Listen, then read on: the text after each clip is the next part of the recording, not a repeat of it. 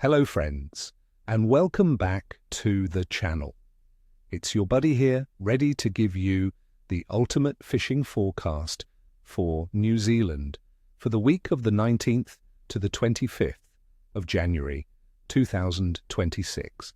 Now let me ask you something. Have you ever looked at the sky, the water and the moon and felt that everything was aligning for an epic week of fishing?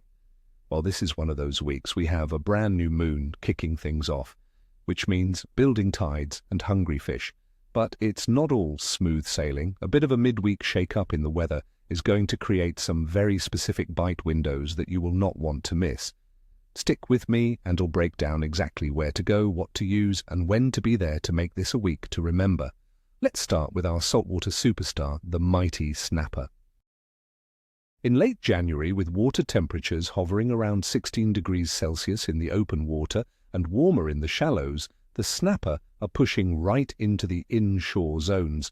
They're hungry and they're feeding aggressively. Forget the deep offshore reefs for now, friends. Your focus should be on the shallow stuff. I'm talking depths of 5 to 15 meters. Look for coastlines with a mix of kelp beds and sandy patches.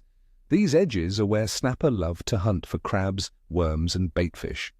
Harbours and estuaries will be particularly productive, especially around the high tide. My advice is to use the morning high tides at the start of the week to explore the inner harbour channels and mangrove edges. As for tackle, this is the perfect time for light gear. For my soft bait fans, a 7-inch jerk shade in a natural baitfish colour is my top pick. The key is to use the lightest jig head you can get away with, maybe a 1/4 ounce or even a 3/8 ounce. You want that lure to waft down slowly and naturally. For the bait fishos, you simply cannot beat a stray-lined pilchard or a fresh strip of mackerel. And here's a little trick. Send out a burley trail. A steady stream of finely minced pilchard and tuna oil will bring those big reds right to your doorstep. Now for you, freshwater anglers, let's talk trout. January can be a tough month. The rivers are often lower, clearer and warmer, and after a month of holiday season pressure, the trout are educated and spooky. But don't you worry, the big browns and rainbows are still there for the taking. You just have to be smarter. The key word for this week is terrestrials. It's peak summer and the trout are looking up, waiting for big, juicy cicadas, grasshoppers, and beetles to fall onto the water. My confidence fly for a week, like this is a big, bushy cicada pattern. Don't be afraid to give it a little twitch now and then to imitate a struggling insect. Where to find them? Forget the slow, sun-baked pools during the middle of the day. You need to focus on the 3 C's, cool, current, and cover. Look for faster-flowing riffles, deep undercuts in the riverbanks, and the shady water under overhanging trees. The best times will be the first 2 hours after sunrise and the last 2 hours before sunset. The water is coolest then, and the trout feel safer to come out and feed. A delicate presentation is everything. Use a long, fine leader, maybe 12 to 15 feet, tapered down to a 4 or 5 pound tippet. Your first cast is your best shot, so make it count. All right, let's get into the nitty-gritty and analyze the conditions for the week ahead. The big story is the weather pattern. We start the week under a cloudy sky with relatively stable atmospheric pressure. This is great for consistent, predictable fishing. However, pay close attention to Thursday and Friday. A weather system is predicted to move through, bringing rain showers and a drop in pressure. This prefrontal period, especially late Wednesday and early Thursday, can trigger some phenomenal feeding frenzies, particularly from snapper. The wind will be mostly light from the southeast at the start of the week, but it will shift and strengthen as that system arrives. As for water temperature, as I mentioned, the sea is warm and the fish have a high metabolism. They need to eat, and they need to eat often. This makes them aggressive, but also means they won't waste energy on a poorly presented bait or lure. And now for the moon. We start the week on a new moon. This is fantastic news.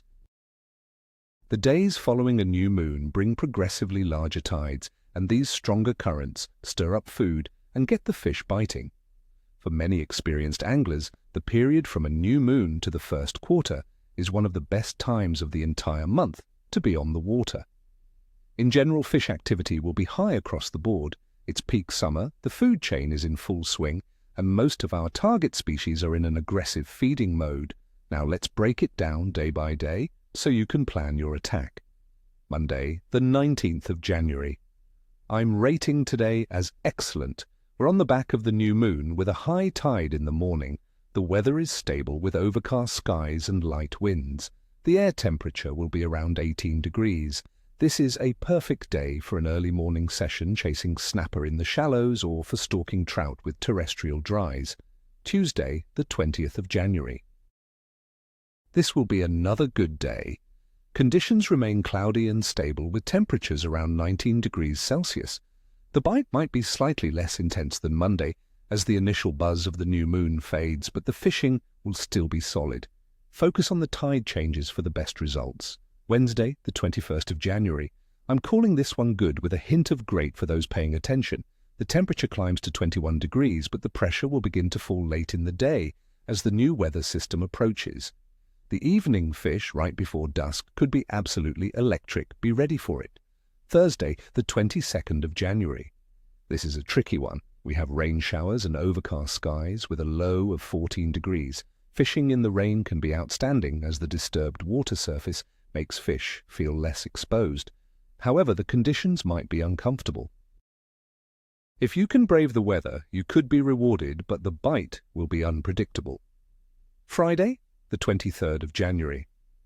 I'd rate Friday's bite as average. We'll see more rain showers, and the temperature will hit about 21 degrees. The pressure will be fluctuating. The best plan is to fish the windows between the showers. The water will be stirred up, so using lures with a bit more vibration or baits with more scent is a smart move.